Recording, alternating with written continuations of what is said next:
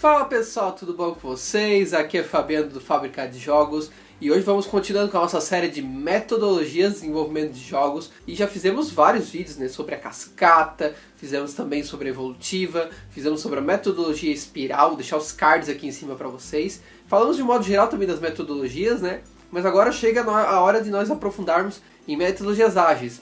E aí nós vamos tratar hoje da Scrum, né, o método Scrum para desenvolvimento de jogos também. Certo? Então se você gosta desse vídeo, ó, já dá aquele joinha pra mim, curte, compartilha, se inscreve caso não seja inscrito e clica no sininho para receber notificações quando sair vídeo novo. Solta a vinheta e vambora!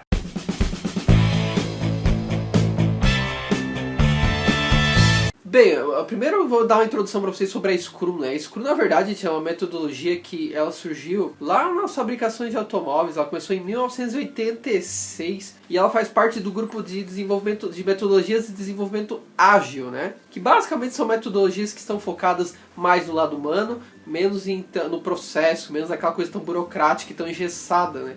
Como os outros modelos, né? Prioriza mais o cliente, mais do que contratos, tem todo um processo, como eu já expliquei para vocês no vídeo, sobre metodologias, né, que a metodologia ágil trabalha e a Scrum está dentro desse aspecto, né, e ela começou relativamente em empresas de automóveis lá em 1986 e aí depois eles começaram a fazer uma aplicação mesmo numa empresa em 1993. Então, isso aí, daí o que eles perceberam? Que a Scrum era um método muito interessante porque ele servia muito para equipes pequenas e para equipes que tinham um perfil multidisciplinar, com pessoas de diferentes áreas do conhecimento. E não só isso, eles também viram que a comunicação, o comprometimento foi muito maior nesses trabalhos. Então nisso daí o Ken Schwaber foi o cara que daí trouxe essa metodologia em 95 para a área de software. E aí com isso começou a ser usado também na área de software a metodologia Scrum. Que na verdade o nome Scrum se baseia numa formação de time de rugby, né? Basicamente é isso. Porque é uma formação exatamente nesse sentido, do espírito de equipe, de trabalhar em equipe, de ter um comprometimento, de ter um alinhamento, todos juntos, unidos, para desenvolver um software, né? Claro que jogos digitais está dentro desse pacote também. E aí eu vou explicar para vocês como o método Scrum funciona, de forma que, primeiro, quem cuida, que gerencia todo o processo de um Scrum é um chamado Scrum Master, né? Que ele é realmente o cara que está acompanhando todo o processo e está fazendo tudo isso. Bem, gente, como é que funciona a Scrum? Primeiramente, a gente tem uma coisa, vai aparecer um ciclo aqui para vocês ao lado, mas primeiramente o que começa? Com o tal de Product Backlog. O que é o Product Backlog? Na verdade, são todos os requisitos que o nosso produto, nosso jogo precisa ter. Então, tudo que tem de requisito, por exemplo, tem que ser um jogo para celular, tem que ser para rodar em iOS e Android, tem que ter matemáticas sobre Natal, sobre o Natal, tem que ter 3 tipos de personagens, sabe? Isso são requisitos que eu estou definindo pro meu jogo. E esses requisitos estão dentro do Product Backlog. O que acontece daí quando começam os ciclos iterativos? Porque a Scrum se baseia muito nas outras metodologias que nós vimos. Dentro desses ciclos, a gente chama de sprints. E aí a gente pega esses requisitos definidos no Product Backlog e divide eles em sprints. De forma que a cada sprint, que geralmente leva um ciclo de um mês, eu vou terminar essas atividades, esses requisitos, e vou gerar um jogo executável para a pessoa que está interessada no meu projeto, o stakeholder, né? Vamos dizer assim, o cliente, né? Porque o cliente pode ser uma publisher, pode ser um público-alvo, pode ser um monte de gente investindo no teu projeto, ou seja, pessoas que estão interessadas que aquele jogo saia, né? E aí com isso, né, fechando esse ciclo todo de um mês, eu entrego uma parte desses requisitos pronta. Assim, o segundo mês, o terceiro mês, até que no fim eu tenho o produto finalizado e pronto e totalmente testado, né? E aí nesses ciclos, a cada ciclo como desses, a gente faz reuniões, né? Por isso que um dia tá ali, né? 24 horas, que são reuniões que a gente faz com a equipe, geralmente todas em pé, participando, e a gente faz 3 perguntas. O que tu fez na tua atividade, o que tu vai fazer, né? O que tu vai fazer de futuro e o que tá te impedindo, dificuldades, problemas que tu tá passando. Então esse é o método Scrum, e é legal isso porque daí tu compartilha com a equipe inteira, então aquele cara pode te ajudar em uma atividade, ou pode te ajudar em outra, ele contribui com o teu trabalho, né? E aí isso é legal porque daí gera mais comprometimento entre a equipe, né? É interessante também na Scrum que a definição de cronograma e de essas partes mais das atividades, quanto tempo vai levar e tudo, isso tudo é feito em equipe também. E tudo é definido junto. Não aquela coisa de vir um gerente definir e dizer, ó, esses são os prazos, façam e acabou. Não, isso tudo é definido junto. Aí ele tem um sistema de cartas que você vai dizendo ali os tempos e tudo mais. é feito em roda, em volta, né? E reúne a equipe para isso. E aí com isso o método Scrum ele tem uma vantagem que ele gera muito mais comprometimento da equipe, né? A questão de comunicação também é melhorada, né? Ao final tem uma série de vantagens. A outra vantagem também é que a cada fim de sprint você faz uma entrega para o cliente, para o interessado no teu projeto.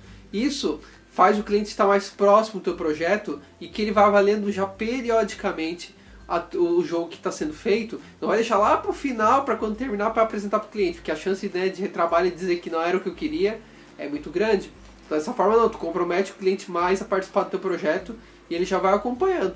E aí quando chega no final do sprint que você tem aquela versão executável daquela parte, ele já diz, né, aprovado com ressalvas ou rejeitado. Bem, se rejeitou é porque tu fez uma porca de mandar os requisitos, né? Você fez mal isso aí. Agora, se está aprovado com ressalvas, que geralmente é o comum, tá de boa, tem que corrigir, né, alguns detalhes.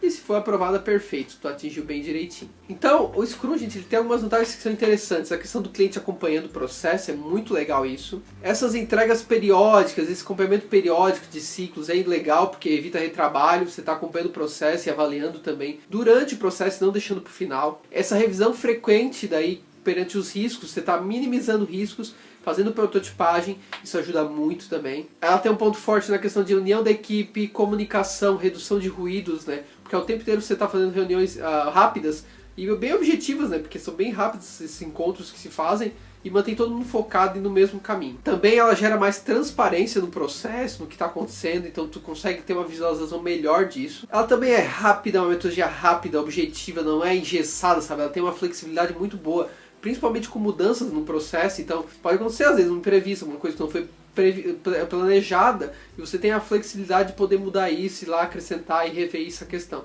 Então isso é legal da Scrum também. E aí, claro, as decisões que são tomadas juntos gera mais comprometimento da equipe do que alguém ir lá dizer e ponto final, né? Então vamos pegar como exemplo um jogo para a gente entender um pouco de como a Scrum funcionaria, né?